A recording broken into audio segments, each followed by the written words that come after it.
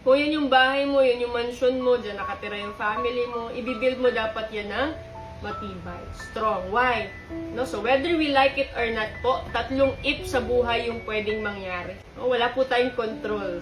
No? So, nandyan po yung pwedeng die too soon. Wala naman tayong kontrata kay Lord. Lord, kunin mo ko pag na-achieve ko na yung goal ko for my family. No, anytime po pwedeng may mangyari. Kaya lang natin gawin, dapat may income protection.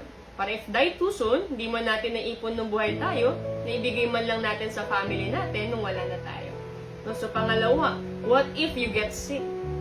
Diba? So nakakapag-save ka na, pero wala kang healthcare. So every time na nag-iipon ka at may nagkakasakit, nabubunot. No, kasi walang healthcare. And pangatlo, pinakagusto natin, ayaw naman natin mawala kaagad, ayaw natin magkasakit. Ang gusto natin, live too long. Diba? Nabuhay tayo ng mas matagal. Pero ang tanong, meron ba tayong enough na retirement, no, or investment para masustain natin yung lifestyle natin if we live too long?